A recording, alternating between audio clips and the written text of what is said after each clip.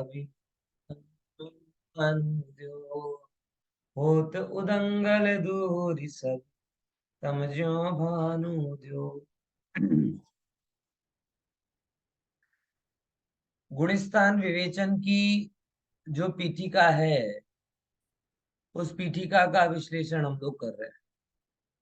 और जैसा कि हमने आपको पहले बताया है कि पीठिका में पंडित जी साहब ने जो विविध प्रकार के करणान योग के ये कहे ना कि जिनसे करणान योग का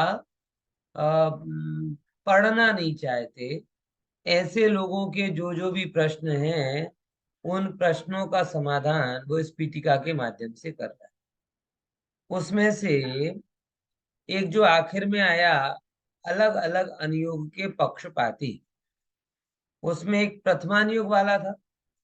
प्रथमानुयोग वाले ने कहा कि साहब, हमारी हार्ड डिस्क कमजोर है, ज्यादा मेमोरी भी कमजोर है, रैम भी कमजोर है, और उसमें आप कर्णानुयोग की बड़ी बड़ी बातें करते हो तो हमें बैठती नहीं।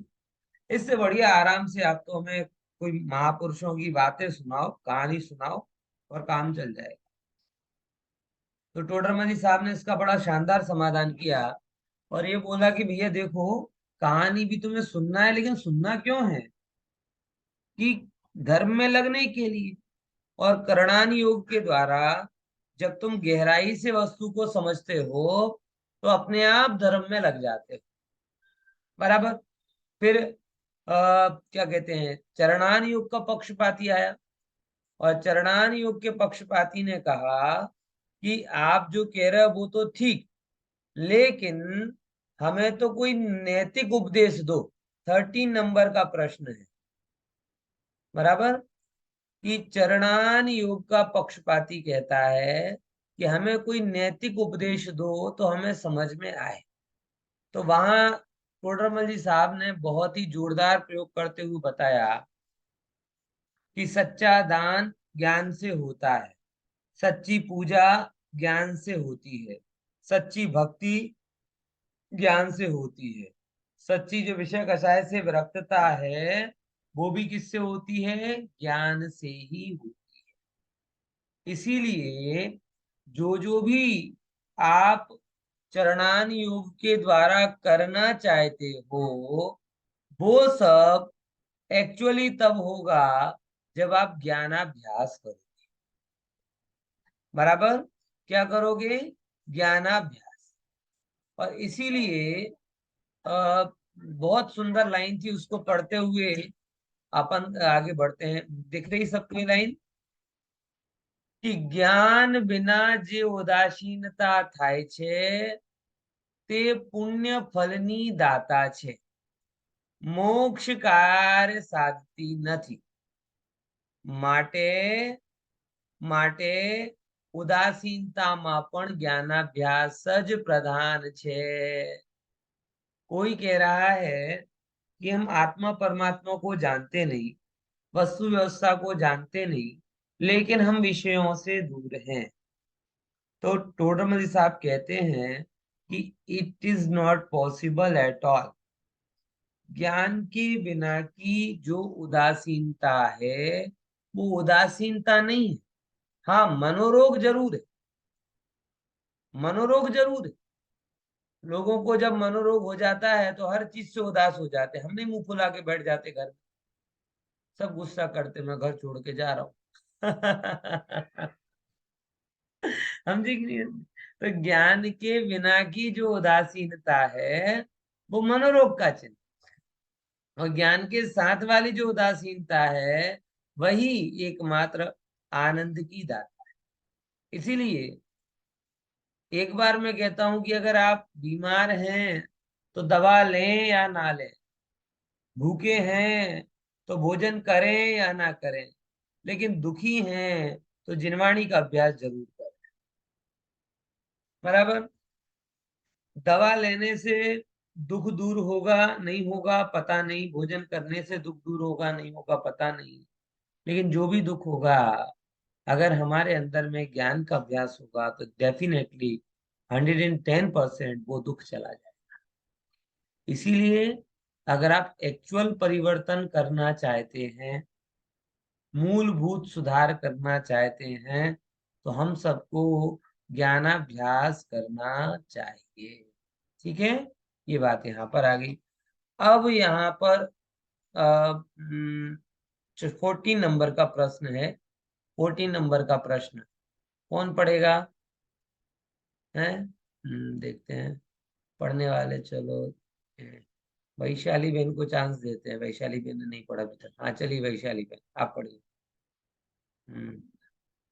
वैसे रेगुलर क्लास में बैठते कि आज ही बैठे हैं आप? फर्स्ट क्लास में बैठी थी सर, फर्स्ट एंड सेकंड, हाँ, उसके बाद आज। चलो कोई बात नहीं, बढ़िया। तो आज आपको क्या कहते हैं, विधान करते ना तो बना देते हैं, ऐसे आपको बांध दिया कि अब आप बैठना। चलिए ठीक है, अच्छा सर, चलिए। स्क्रीन से ही पढ़ूंगी, चलेगा ना? हाँ हाँ, अरे अरे बिल्कुल स्क्रीन दौड़ेगा। થી જ વાંચીશ। हाँ दौड़ से दौड़ से दौड़ से। फोर्टीन અહીંયાથી છે नंबर આ में पढ़। પ્રકારે।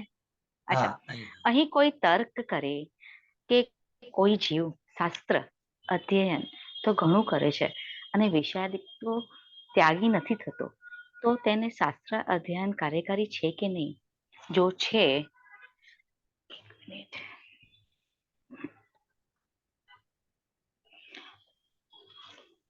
જો જો છે તો મહંત પુરુષ શા માટે વિષયાદિક તજે, અને જો ન તજે તો જ્ઞાનાભ્યાસથી મહિમા ક્યાં રહી?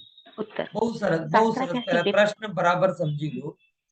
एक्चुअल में आ प्रश्न दिनेश भाई को या जो हमारे मित्र पक्ष से ज्यादा परिचित हैं उनके सामने प्रश्न 50 बार आता है।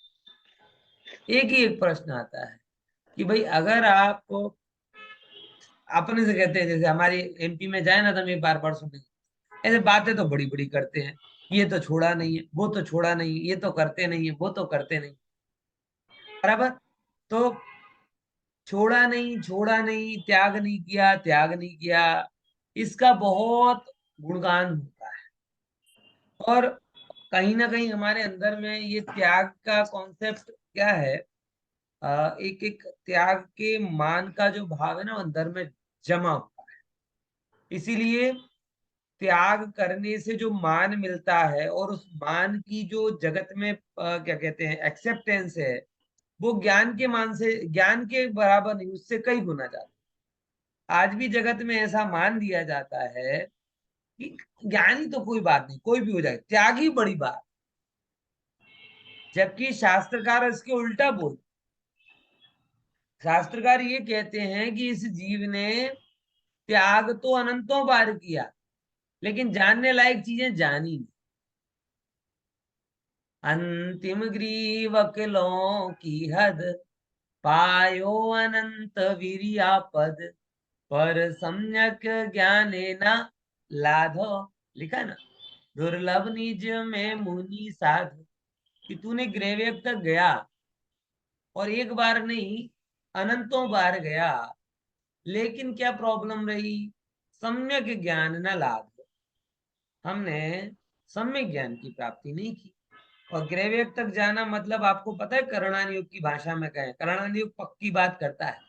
करणानियुग कहता है जैसे हम तुम है ना, अगर बाहर से त्याग नहीं कर रहे हैं तो मैक्सिमम 12वें स्वर्ग तक जाएंगे, कितना भी अच्छे वो।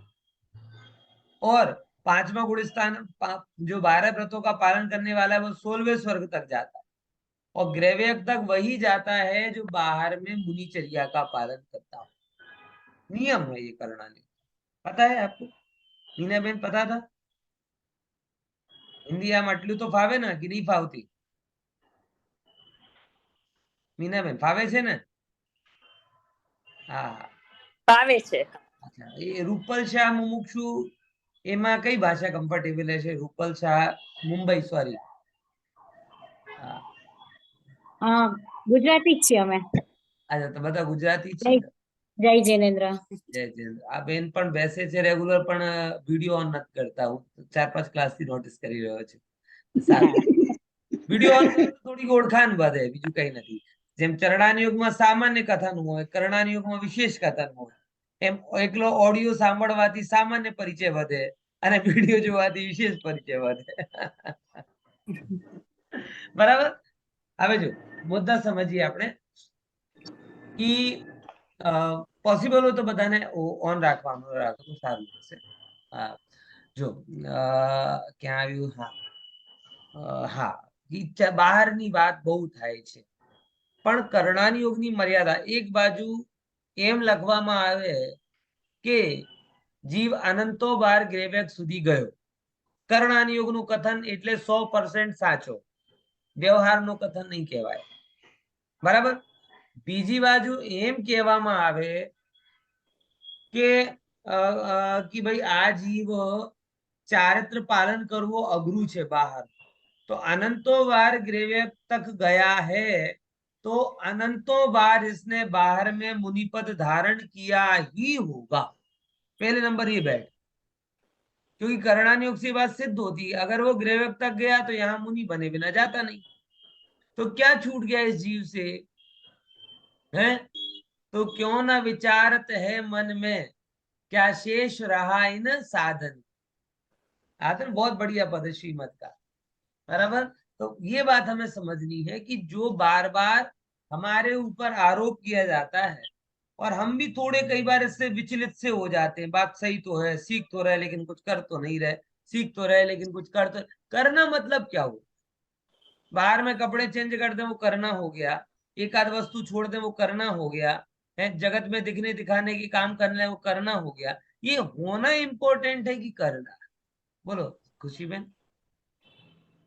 હા એટલે સર અમુક વાર એમ થાય કે આપણને જ્ઞાન તો ઘણાને વાંચીને પહેલી વારમાં થઈ જાય, પણ જે ત્યાગ કરી શકે એમને સેલ્ફ કંટ્રોલ એમને વસ્તુ ये तुम्हारी કરી बात साची, पण તમે समझो यहाँ जिस ज्ञान को मैं ज्ञान कह रहा हूं वो इंफॉर्मेटिव ज्ञान नहीं.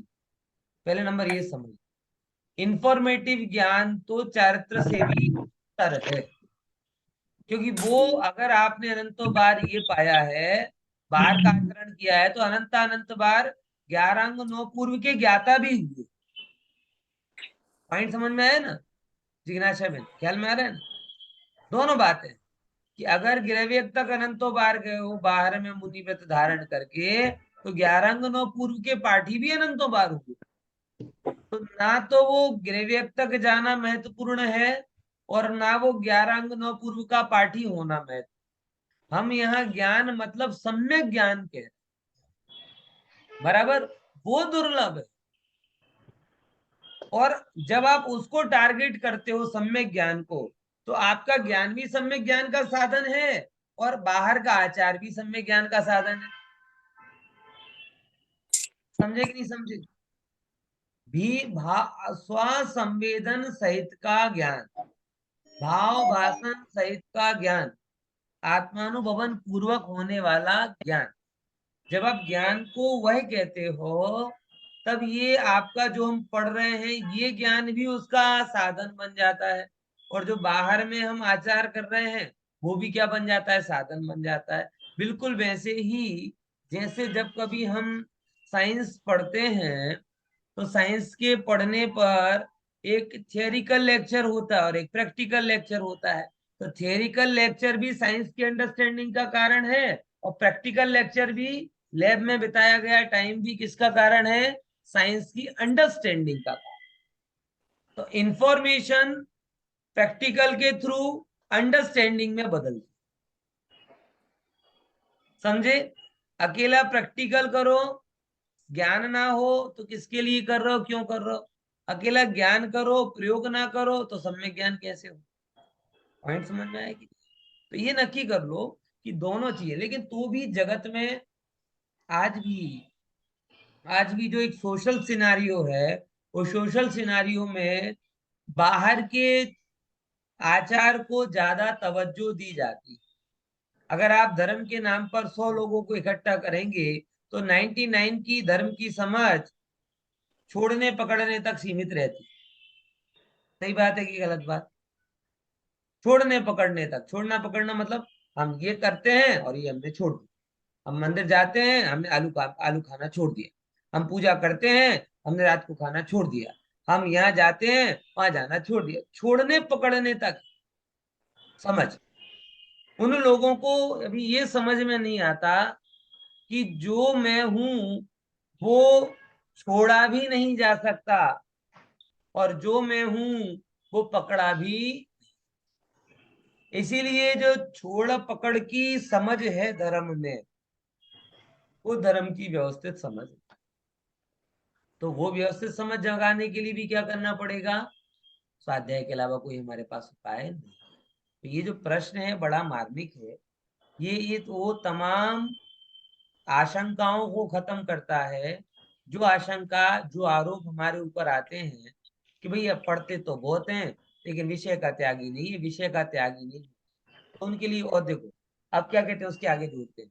तो शास्त्रज्ञ कार्यकारी छह के नहीं, जो छह तो महंत पुरुष विषय को क्यों छोड़ते हैं?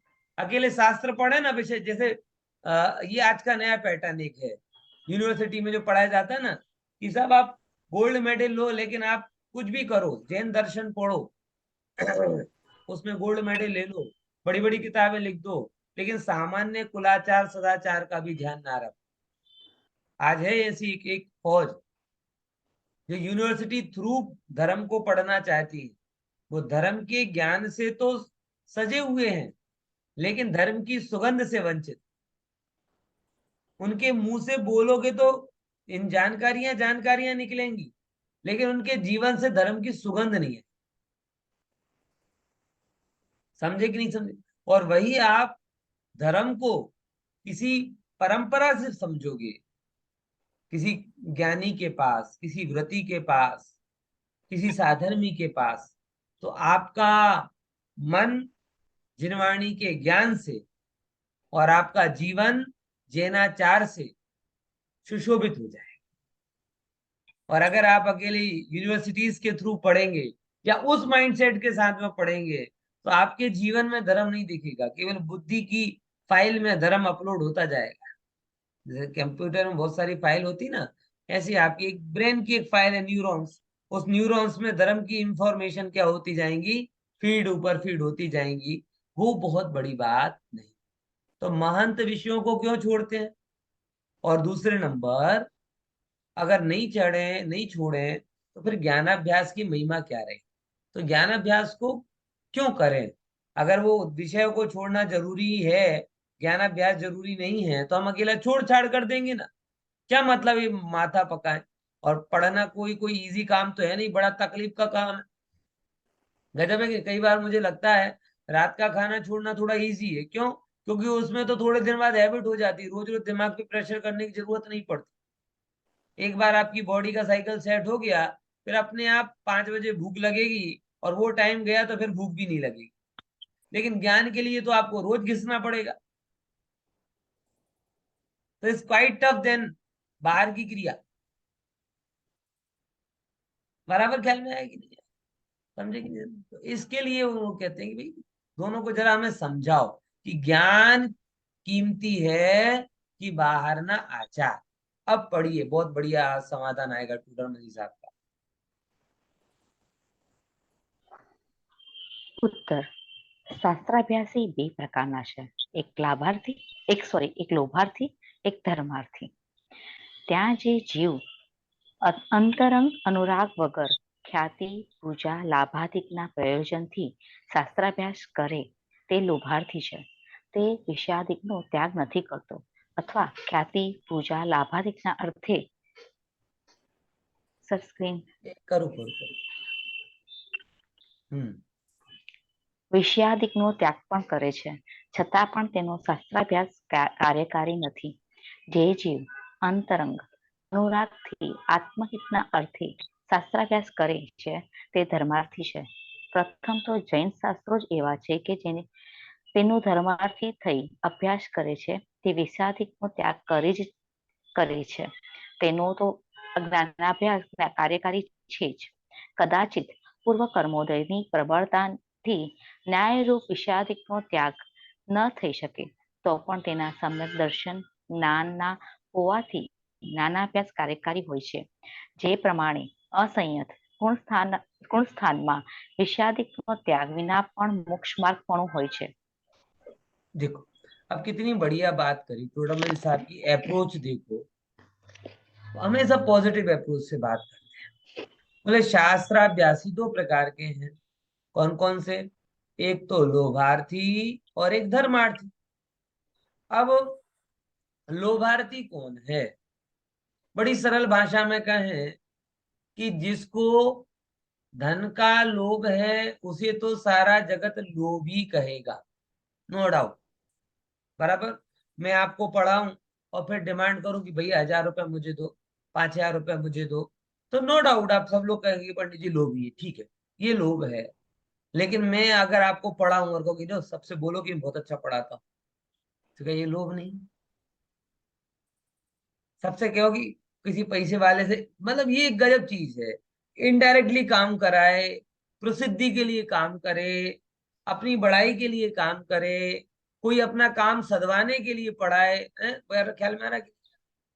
तो ऐसे कर करके अगर वो अपना कोई काम करवाना चाहता है तो वो भी लोभार्थी ही है। धन का लोभ तो लोभ सारा जगत कहता है, लेकिन मान प्रसिद्धि का लोभ तो उससे बड़ा लोभ है। समझ में आया? बहुत सारे लोग स्वाध्याय इसलिए करते हैं, खुशी बहन।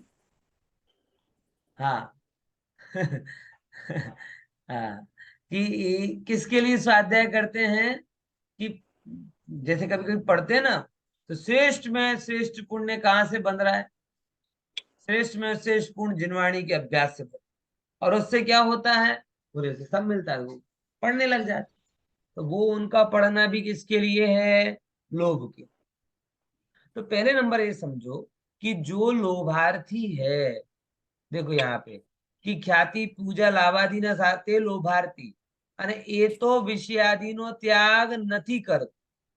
एक ऑप्शन कि जो धन के पॉइंट ऑफ व्यू से कर रहा है वो तो विषयादि का त्यागी नहीं है, अथवा ख्याति पूजा ना लाभादी ना हर्थे विषयादि नो त्याग पण करे। तो बीजो ऑप्शन आप ये, अरे कई लोग मुझे भी ऐसे सजेस्ट कर देते पहले, अभी तो थोड़े मैं कड़क हो गया हूं या वो मुझे ज्यादा अच्छे से समझ गए हैं। पहले कहते अरे यार इतने प्रवचन प्रवचन तो अच्छे से कर ही देते हो, थोड़ी सी दाढ़ी वाड़ी बढ़ाने की देर है, थोड़े कपड़ा वपड़ा चेंज कर लो, बाबा बन जाओ, है आराम से मार्केट में तुमसे क्या कहते हैं 10% वाले बाबा खूब चल रहे हैं, पर तुम तो चले ही जाओगे आराम से, है बोलो। समझे कि नहीं? कोई और क्वालिफिकेशन नहीं चाहिए, यही चाहिए। अब नहीं कहते लोग। समझे कि नहीं? मतलब पॉइंट को ख्याल में आ गई। जो ख्याति के लिए विषय को छोड़े उसने छोटी बीमारी छोड़ी और बड़ी बीमारी पकड़ी। मतलब लाख बचाने के लिए करोड़ों उड़ा दी, ये वो बात है। क्या समझे? लाख बचाने के लिए करोड़ों उड़ा दी, ऐसे ही। क्योंकि विषय भोग और धन वो तो बाहरी बाहरी बीमारी, और मान प्रतिष्ठा ये भीतरी बीमारी। विचार करके देखो प्रॉब्लम कहाँ पे ज्यादा होती है? बाहर में आपके ब्लड निकल जाए लगकर कोई ज्यादा समस्या होती है क्या?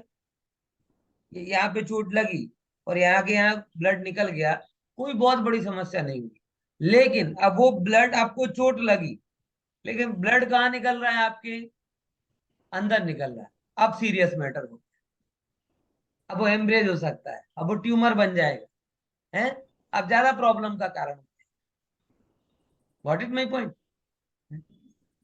मुंह में छाले हो जाएं बहुत बड़ी समस्या नहीं है, कोई आंत में छाले हो जाएं तो बड़ी समस्या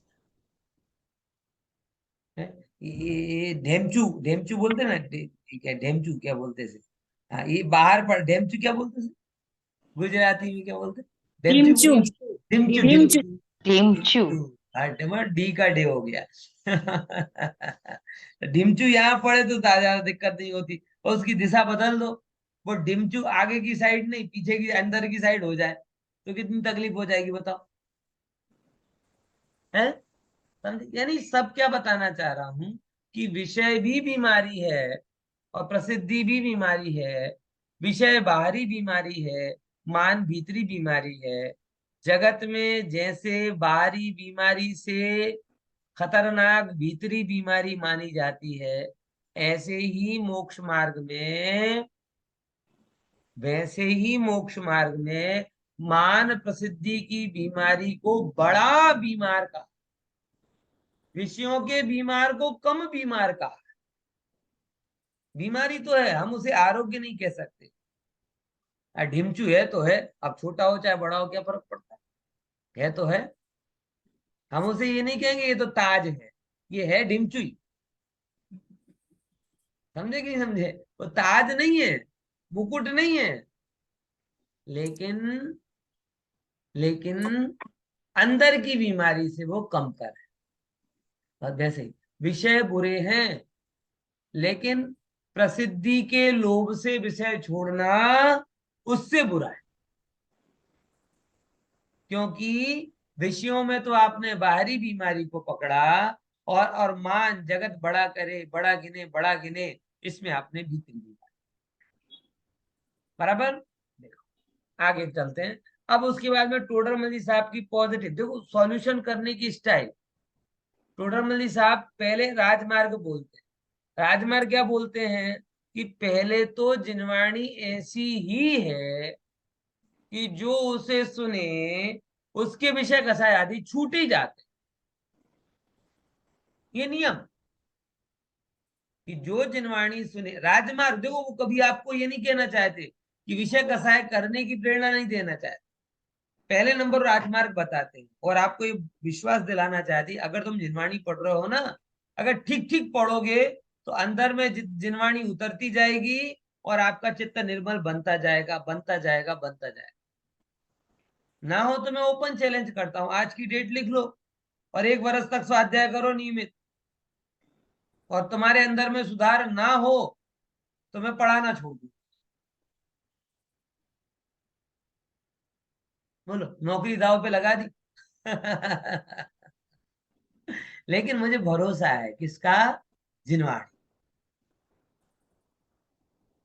समझ में आया कि जो जिनवाणी पढ़े उसके विषय भी छूटते हैं, कसाय भी छूटती हैं। मैं तो हमेशा जिनवाणी को बदलाव नहीं, रूपांतरण का कारण मानता। बदलाव तो बाहर से भी हो सकता है, लेकिन ट्रांसफॉर्मेशन भीतर से होता है। और ये जिनवाणी केवल चेंज नहीं लाती, टोटल ट्रांसफॉर्म कर देती, रूपांतरण कर देती। बराबर। तो राजमार्ग तो ये बताया। दूसरे नंबर पे क्या बोला, और मैं रिवर्स भी बात करता हूं कि आप जिंदगी भर पूजा करो, गारंटी नहीं आपके विषय कसाय छूट जाएंगे। जिंदगी भर शिखर जी की यात्रा करो, गारंटी नहीं छूट जाएंगे। आयम बेल उपवास कितने भी करो, गारंटी नहीं छूट जाएंगे। लेकिन आप जितनी टाइम उसमें देते हो, उसका 10वां हिस्सा अगर आपने ज्ञान में लगा दिया, विश्वास करोगे आपका जीवन सुधर जाए। मेरा एक मित्र था, है अभी भी, जैसे लोग पालीताना की नवाणु करते ना, उसने उसने गिरनार की नवाणु अभी नहीं चालू, सितंबर में। कोई चेंज नहीं, वर्ष महीनों तक रहेगा, रोज चढ़ेगा, रोज उतरेगा। हाँ, फिट ज्यादा हो जाएगा, लेकिन आत्मा में कितना फिट होगा ये पता नहीं है। समझे कि नहीं समझे? लेकिन अगर वो 1 घंटे परमा का 1 वर्ष परमा का ऑनर्स कर ले, या स्वाध्याय ऐसे सुन ले किसी का भी, कोई भी विषय का, तो उसके जीवन में बहुत बदलाव हो जाएगा। एक बात तो की बदले ही बदले। दूसरे नंबर का क्या ऑप्शन दिया कि भाई अगर इन केस ना हो तो, कि भाई कदाचित पूर्व कर्म की प्रबलता, बहुत प्रबलता हो पूर्व कर्म की, और इसके कारण इतनी तीव्र इच्छा अंदर में उदय आती हो कि छूटे ही नहीं, छूटे नहीं, तो भी ना थई શકે तो પણ તેના सम्यक दर्शन ज्ञान होवाથી ज्ञानाभ्यास कार्यकारी હોય છે। बराबर। कि ऐसे समझ लो कि भले वो नहीं छूट रहा है, लेकिन सम्यक दर्शन सम्यक ज्ञान तो है, वो चीज तो है, विषय भले ही नहीं छूटे, तो भी वो उसका कार्यकारी तो रहेगा ही रहेगा। अपन कहते हैं ना, अगर आप ट्रेन में जा रहे हैं और टिकट कंफर्म नहीं हो पाई है तो आरएसी तो मिल गई, कम से कम बैठा तो है, रखड़ तो नहीं रहा। ख्याल में आया? तो ये बात यहाँ पर घटित होती है। चलिए आगे पढ़ते हैं। हाँ जी, जी धर्मार्थ 15 नंबर का પ્રશ્ન प्रश्न। 15 જે ધર્માર્થી થઈને જૈન શાસ્ત્રનો અભ્યાસ કરે છે તેના વિષયાધિકનો ત્યાગ ન થઈ શકે એવું તો નથી થતું, કેમ કે વિષયાધિકનું સેવન પરિણામોથી થાય છે અને પરિણામ સ્વાધીન હોય છે। आटलो आप प्रश्न खबर पड़ी? प्रश्न ख्याल में आया कि धर्मार्थी होकर जैन शास्त्रों का अभ्यास करे तो उसके विषय आदि का त्याग ना हो, ऐसा तो नहीं होता। क्यों? क्योंकि इनका सेवन પરિણામોથી થાય અને પરિણામ કોના અધીન હોય? સ્વાધીન હોય છે। હા, ઉત્તર જો। ઉત્તર પરિણામ બે પ્રકારના છે, એક બુદ્ધિપૂર્વક, બીજો અબુદ્ધિપૂર્વક। ત્યાં જે પરિણામ પોતાના અભિપ્રાય અનુસાર થાય તે બુદ્ધિપૂર્વક, અને જે પરિણામ દેવ કર્મના નિમિત્તથી પોતાના અભિપ્રાયથી વિરુદ્ધ અન્યથા થાય તે અબુદ્ધિપૂર્વક। જેમ સામાયિક કરતી વેળા ધર્માત્માનો અભિપ્રાય તો એવો છે કે હું મારા પરિણામ શુભરૂપ રાખું, ત્યાં જે શુભ પરિણામ જ થાય તે તો બુદ્ધિપૂર્વક છે, અને જો કર્મોદયથી સ્વયમેવ અશુભ પરિણામ થાય તે અબુદ્ધિપૂર્વક જાણવા। તે જ પ્રમાણે ધર્માર્થ થઈને જે જૈન શાસ્ત્રોનો અભ્યાસ કરે છે તેનો અભિપ્રાય તો વિષયાધિકના ત્યાગરૂપ વિતરાગ ભાવની પ્રાપ્તિનો જ હોય છે। ત્યાં વિતરાગ ભાવ જ હોય છે, તે બુદ્ધિપૂર્વક છે, અને ચારિત્ર મોહના ઉદયને વશ થવાથી સરાગ ભાવ થાય છે, તે અબુદ્ધિપૂર્વક છે। તેથી સ્વ વશ વિના પરવશ જે સરાગ ભાવ થાય છે તેનાથી તેની વિષયાધિકની પ્રવૃત્તિ દેખાઈ રહી છે, કારણ કે બાહ્ય પ્રવૃત્તિનું કારણ પરિણામ છે।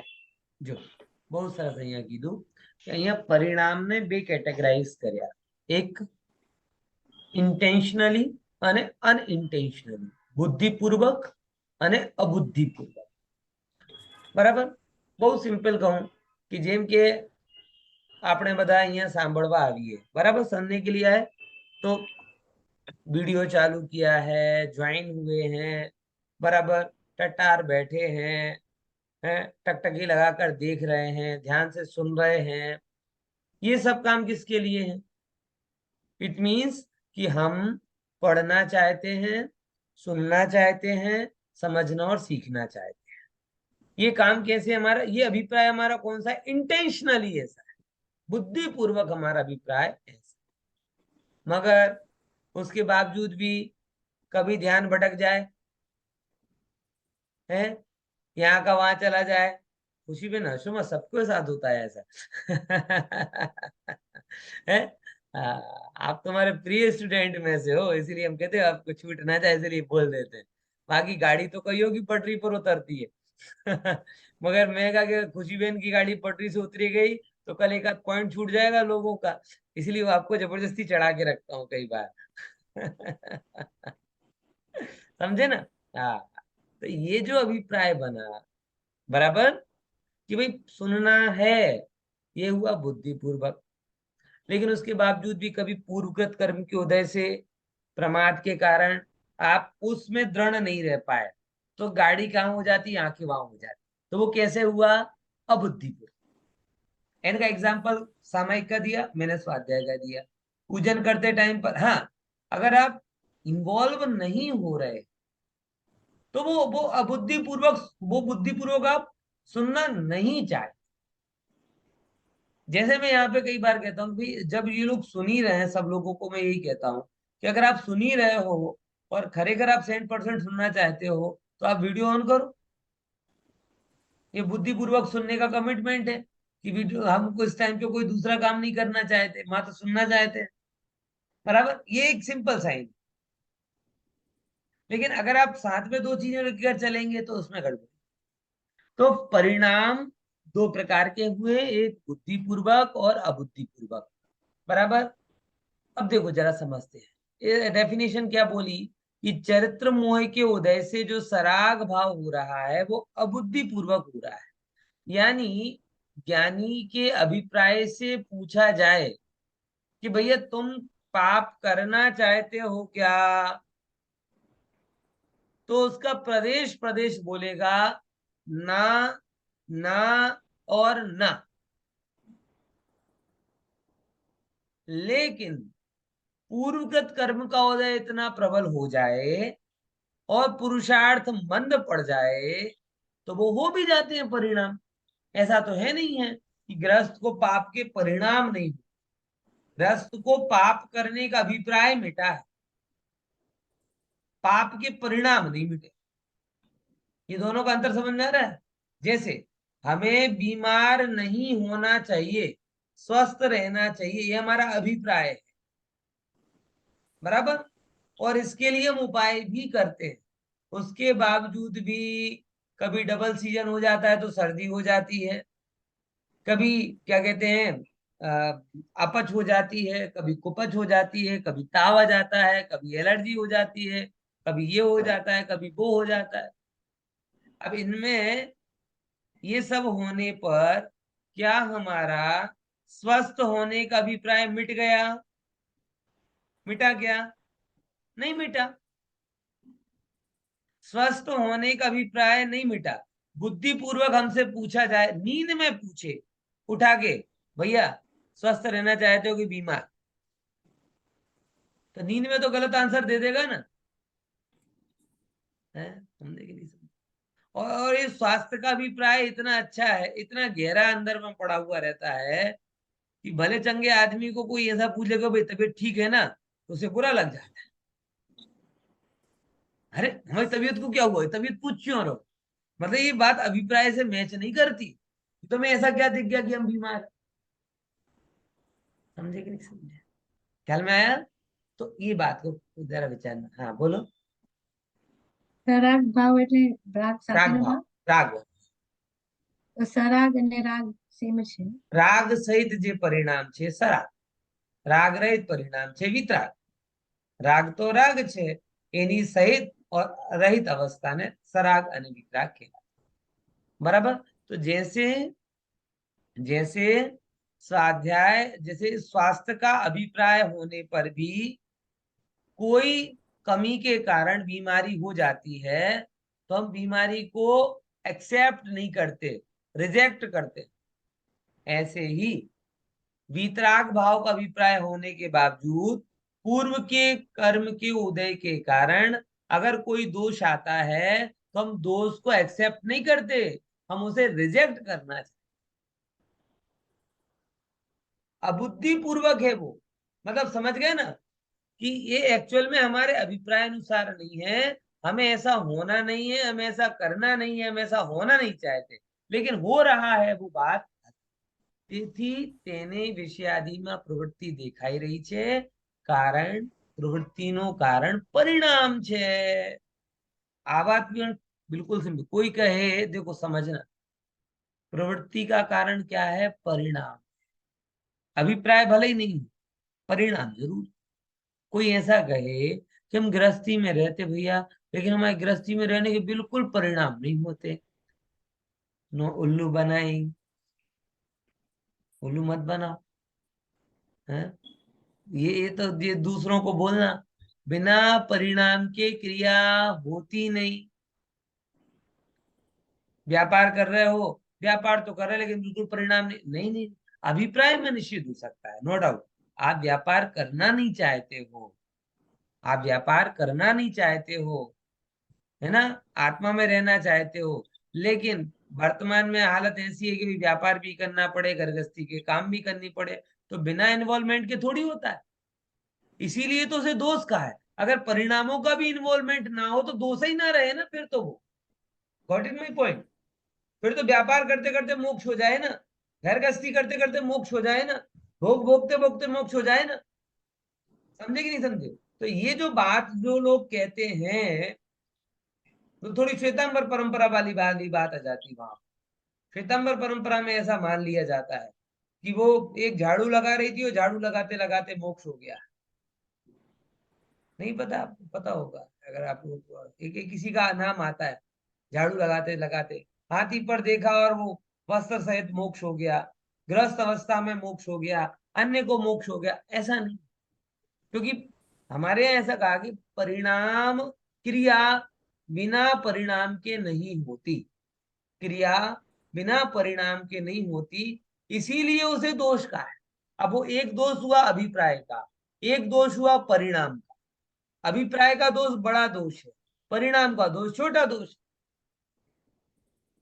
लेकिन परिणाम का दोष तो है, ऐसा नहीं है कि क्रिया हो रही हो और परिणाम ना हो, क्योंकि बिना परिणाम के क्रिया हो ही नहीं सकती। ऐसा बोलिए। બેસિક ક્વેશ્ચન છે આમાં અભિપ્રાય અને પરિણામમાં શું ડિફરન્સ છે? અભિપ્રાય એટલે ફંડામેન્ટલ જે તમારો બિલીફ હોય ને એને કહેવાય અભિપ્રાય. મૂળભૂત જે તમારું ગહેરો શ્રદ્ધાન ડીપ ફેથ અંદરમાં પડેલો હોય, શ્રદ્ધાનો વિષય અભિપ્રાય. એ શ્રદ્ધાથી ડિફરન્ટ થઈ ગયું? હા, શ્રદ્ધાથી ડિફરન્ટ થઈ ગયું? ના ના, સેમ જ. અભિપ્રાયની ભૂલ એટલે શ્રદ્ધાન જોડે સરખાય છે, बराबर. बाकी विशेष समझना हो तो क्रिया परिणाम अभिप्राय नाम की पुस्तक है डॉक्टर अभय जी भाई साहब की, बहुत अच्छी पुस्तक है. अगर नहीं पढ़ा है तो सबको मस्ट एक बार पढ़ने लायक पुस्तक है, क्रिया परिणाम अभिप्राय. गुजराती में भी है, हिंदी में भी है, दोनों भाषाओं. बराबर. हाँ, तो ये चीज को थोड़ा विचारिए. तो अभिप्राय और अभिप्राय तक पहुंचना भी बड़ा आसान है. कोई भी चीज में आप दो चार क्यों क्यों क्यों क्यों करो, आप अभिप्राय तक पहुंच जाओगे. आपके अभिप्राय तक पहुंचने का शॉर्टेस्ट रूट कौन सा है? Ask why. Ask why. दो तीन वाई वाई करोगे ना तो अभिप्राय दौड़ते दौड़ते आपके सामने. नहीं ऐसा है? ऐसे समझो कि आप पैसा क्यों कमाते हो? पैसा क्यों कमाते हो? है विषय भोग लाने के लिए. विषय भोग क्यों लाते हो? है मजा करने के लिए, सुख लेने के लिए. यानी आगे अभिप्राय कि विषयों में सुख है. बोलो, घूमने फिरने क्यों जाते हो? ऐसे सब में दो चार क्यों लगाओगे ना, आप अपने आप वहां तक पहुंचो. कपड़ों में भी, रूप श्रृंगार में भी, सब में अगर आप, मैं कहता हूं कि आप ये क्यों लगाएं तो आपको आपका अभिप्राय पता चलेगा. और अभिप्राय जब पता चलेगा ना तो ही सुधरेगा, पता नहीं चलेगा तो सुधरेगा कैसे? तो कोई भी क्रिया बिना परिणाम के नहीं होती है. परिणाम के बिना वो तो जो लोग सीधे सीधे समझे बिना चीजों को नकारने के आदी होते हैं, वो लोग कहते नहीं हमें परिणाम तो नहीं है, बस बाहर के लिए क्रिया करे. बोले नहीं, ये हो नहीं सकता. परिणाम ना हो तो क्रिया भी नहीं होगी. गुस्से की क्रिया हो, काम भोग की क्रिया हो, जीविका उपार्जन की क्रिया हो, बराबर, झगड़ा की क्रिया हो. हाँ, कम ज्यादा की बात नहीं कर रहे. आगे नहीं, हम तो बिल्कुल गुस्सा नहीं कर रहे थे, वो हमें करवा रहा था. तो अगर तुम बिल्कुल भी ना करना चाहो तो कोई माइका लाल करवा नहीं सकता. अरे पंडित जी आप समझते नहीं, वो तो थोड़ा कहना पड़ता है. कहना नहीं पड़ता भैया, तू कहने का भाव हो रहा है, पढ़ने वढ़ने बात की बात. पॉइंट समझ में? तो ये सब क्रिया है. अब कोई ज्यादा इन्वॉल्व होता है, कोई कम होता है, लेकिन परिणाम के बिना क्रिया नहीं होती, ये चीज तय. बराबर. चलिए आगे पढ़िए. हाँ, 60 नंबर का प्रश्न. हाँ बोलो. પ્રશ્ન 16. हाँ, जो ક્યાં છે? જો આ પ્રકારે છે તો અમે પણ વિષયાધિકનું સેવન કરીશું અને કહીશું અમારે ઉદયાધીન કાર્ય થાય છે. હા, જો કેવો સરસ આમ કહેવાય ને ખોટું તર્ક પડે. બહુ સરસ વાત, એક નંબરની વાત, એક નંબરની વાત. બસ હવે તમે આ જ કહેવાનું છે. કયો? રાતે ખાઈશું, દારૂ પીશું, ખોટું કામ કરીશું, બધું કરીશું, અને છેલ્લે કોઈ પૂછે તો એને જ્ઞાન આપી દઈશું પ્રભાવનામાં. અમે શું કરીએ, અમારું ઉદય જ પ્રબલ છે. આ બરાબર છે ને? તો પછી ચોરનો ચોરી કરવાનો પણ કઈ વાંક નથી, જુગારીનો જુગાર રમવામાં કઈ વાંક નથી, લોભીનો, ભોગીનો, વ્યસનીનો કોઈ જગ્યા કોઈનો વાંક નથી. બધી જગ્યાએ લોકો એક જ પકડશે, કયો? ઉદયાદી ઉદયાદી ઉદયાદી. ઠીક છે ને? જો હવે ટોટલ સાહેબ આવું કરવા દેશે તમને? હા જો. બોલો બોલો. રે મૂર્ખ. કહેવાથી તો કાંઈ થતું નથી, સિદ્ધિ તો અભિપ્રાય અનુસાર થાય છે. માટે જૈન શાસ્ત્રોના અભ્યાસ દ્વારા પોતાના અભિપ્રાયને સમ્યક રૂપ કરવો. અંતરંગમાં વિષયાધિક સેવનનો અભિપ્રાય હોવો તો ધર્માર્થી નામ નથી પામતો. આ પ્રકારે ચરણામી યોગના પક્ષપાતીને આ શાસ્ત્રના અભ્યાસમાં સન્મુખ કર્યો. जो अगर एक आप अगर संबोधन भी देखो ना तो टोटमली साहब की खूबी ख्याल में आती है. मैं एक बार आपको वो कराता हूँ जरा दर्शन उनके टैलेंट के. जैसे कि किसी ने पूछा कि भाई ये बाहर की क्रिया का बोला ना, उसके लिए क्या संबोधन दिया? हे स्थूलाभास बुद्धि. आगे ऊपर चले जा रहा, क्या बोला वहां पे कि हे स्थूलाभास बुद्धि. देखो, हे स्थूल बुद्धि. जिसने चरणानियों का स्थूल क्यों बोला उसे?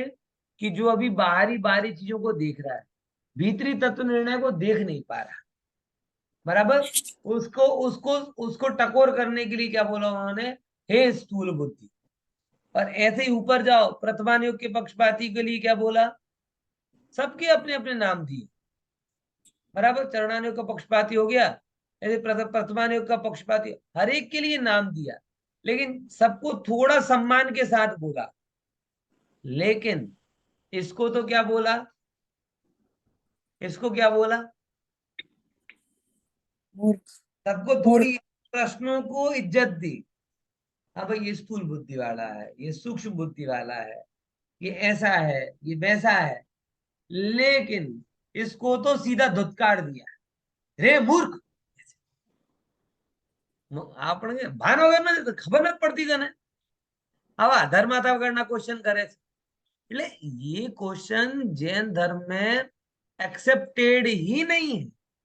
ये क्वेश्चन जैन धर्म की मर्यादा के बाहर है, डिस्कशन के योग्य भी नहीं. पॉइंट समझे कि नहीं समझे? इसीलिए टोडरमल साहब ने बोला कि रे मूर्ख, अक्कल वगरनो. અને ભાન નથી પડતી કે અમે જૈન ધર્મની વાત કરી રહ્યા છીએ અને તો વિષય કસાયની વાત કરે. પછી जहाँ इसीलिए उन्होंने लास्ट में बोला कि जिसके अंतरंग में, देखो बहुत मार्मिक लाइन है, आप ऐसे तो बड़ी सरल सी लगेगी, लेकिन आप बिल्कुल बहुत अच्छे से समझ लेना इस लाइन को. अंतरंग में विषयाधिक सेवन नो अभिप्राय हो तो धर्मार्थी नाम નથી પામતો. क्या बोला? विषय सेवन करने वाला भी धर्मी हो सकता है. क्या बोला? बात को समझो. एक बार विषय कोई सेवन कर रहा है वो भी धर्मी हो सकता है, लेकिन जिसके अंदर में विषय सेवन करने का अभिप्राय पड़ा हुआ हो वो कभी धर्मी नहीं हो सकता. जो ये सोच रहा है कि भाई करना तो नहीं चाहिए लेकिन कमजोरी के कारण हो रहे, वो धर्मी नाम पा सकता है कि भाई अभी रोग जान रहा है. लेकिन जो ये मान के बैठा है कि नहीं नहीं ये नहीं करेंगे तो काय का धर्म, जीवन काय का, विषय भोग में नहीं हुआ तो काय का जीवन, कैसा जीवन, तो वो तो धर्मी नाम नहीं पाता. उसने तो जैन धर्म की पूरी मूल ही हटा दिया. ख्याल में आया कि नहीं यार? विषय अभिप्राय, देखो क्रिया बात अलग है, क्रिया के साथ परिणाम भी बात अलग है, क्योंकि परिणाम और क्रिया की जुगलबंदी है कि क्रिया परिणाम अगर क्रिया नहीं होती और कोई भी क्रिया बिना परिणाम के नहीं होता. ये दो तो बात अपनी जगह अलग है ही, लेकिन अभिप्राय इससे अलग है. अभिप्राय मतलब वो गहरा श्रद्धा, बराबर. जैसे क्या ना, व्यापारी व्यापार करता है, बराबर, हमेशा फायदा ही फायदा होता है क्या? है, कभी नुकसान भी हो जाता है। माता बहने आप सब लोग सुन रहे हो बराबर। अब उसमें सब रसोई बनाते हो ना, जोमेटो कल्चर तो नहीं आया। बनाते ही होंगे। अब रोज अभिप्राय में ये रहता है कि बढ़िया से बढ़िया बना, हर बार अच्छी नहीं बनती होगी ये भी पता है, हर बार एक सी नहीं बनती ये भी पता है, कभी गड़बड़ भी होती है, कभी नमक कम ज्यादा हो जाता है, कभी कच्ची पक्की रह जाती है, लेकिन वो क्षम्य है। क्यों? क्योंकि आपके अभिप्राय में बेस्वाद बिगड़ा हुआ खिलाने का नहीं। लेकिन लेकिन आपके अभिप्राय में ये हो कि फलाने पंडित जी आएंगे, उनको ऐसा मजा चखाएंगे, ऐसा मजा चखाएंगे, 1 चम्मच मिर्ची की बजाय 4 चम्मच मिर्ची डालेंगे, अब फिर देखते हैं इनका कितना ज्ञान रहता है। बहुत कहते हैं ना, सब गिने हैं सब गिने हैं, अब वो 4 चम्मच मिर्ची वाली दाल खिलाएंगे और तब ये याद आता है कि क्या याद आता है, वो अभी चेक करके देख। वो स्वीकार नहीं। भूल से 4 नहीं 40 चम्मच डल जाए तो स्वीकार है, लेकिन जानबूझकर अभिप्राय के लिए कि देखते हैं इनको क्या था, ये स्वीकार नहीं। समझे कि नहीं समझे? ये क्रिया परिणाम अभिप्राय की बात। तो अब जिसके अभिप्राय में ये आ गया कि विषय कषाय ही जीवन है, और ये मोटा भागे लोगों के अंदर में पड़ा हुआ है। ऐसे कहते हैं, पैसा नहीं तो काय का जीवन, घूमे फिरे नहीं तो काय का जीवन, खाए पिए नहीं तो काय का जीवन, मौज मस्ती नहीं की तो काय का जीवन। बहुत सारे लोग तो ये कहते हैं, अरे अरे तुमने पिक्चर नहीं देखी, ये वाली पिक्चर नहीं देखी, तुम्हारी जिंदगी बर्बाद। तुम फुटबॉल का सेमीफाइनल छोड़ के तुम क्लास सुन रहे हो, तुम्हारी जिंदगी बर्बाद। मतलब इनके अभिप्राय में क्या पड़ा है? विषय। तो एक बार विषय कसाय चल सकते हैं, मगर विषय कसाय का अभिप्राय नहीं चल सकता। भूल चल सकती है, लेकिन भूल करने का अभिप्राय नहीं चल सकता। समझ में आया है? दोष तो हर एक के जीवन में होते हैं। दोष वाला मोक्ष मार्ग पे चल सकता है, लेकिन दोष ही करना है ये अभिप्राय जिसके अंदर में है वो नहीं चल सकता। डॉक्टर भी दवा देता है, हर बार दवा काम नहीं करती, माना, लेकिन जिसके अभिप्राय में ये है कि काम ना करे ऐसी दवा देना, रोग बिगड़े ऐसी दवा देना, बोले वो डॉक्टर में नहीं चलेगा। पॉइंट समझना है कि ये सब जगह लगाना। हर हर जिसने स्कूटर चलाया हो, हर एक आदमी एक ना एक बार गिरा होगा कि नहीं गिरा होगा? ये विदेश वालों ने स्कूटर चलाया नहीं होगा, इंडिया वाले तो चलाते हैं। जो भी चलाता है वो कभी ना कभी गिरता कि नहीं गिरता?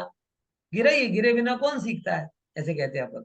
लेकिन जानबूझ के गिरने का अभिप्राय रखे, और जब आप गिरते हो तो एक दो को लेके ही गिरते होगे ना, अकेले अकेले गिरने में क्या मजा है? जब जब भी गिरे होगे तो हम तो डूबेंगे, तुम्हें भी ले डूबेंगे, लगभग लगभग ये होता है। खुद गिरोगे तो आगे वाले को भी गिराओगे, लेकिन जानबूझ के गिराने का अभिप्राय हो तो वो पापी। समझे कि नहीं समझे? तो ये अंतर है यहाँ पर। तो अभिप्राय में बहुत गहरी बात टोडरमल जी साहब ने बोली है। मैं तो कहता हूं कि आप सब लोग इस लाइन को अपने हृदय में लिख कर रखें कि विषय कषाय चलेगा, लेकिन अगर अंतरंग में विषय कषाय का अभिप्राय रहा, आप ये मानते हो कि अनंत काल तक ऐसे ही विषय कषाय चलते रहे, तो या तो आप धर्मी रहोगे या भोगी।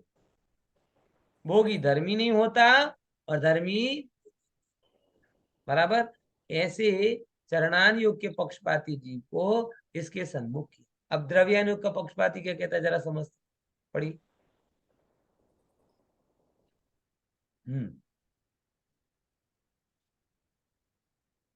वैशाली बोल,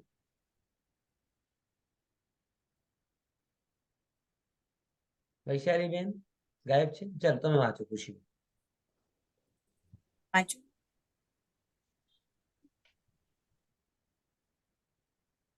બોલો જલ્દી। રૂપલબેન ને વાંચ્યું હતું પછી हाँ रूपल बेन वाँचो, जल्दी वाँचो। चलो एक क्वेश्चन કરી લો, आंसर કાલે લઈ લેજો।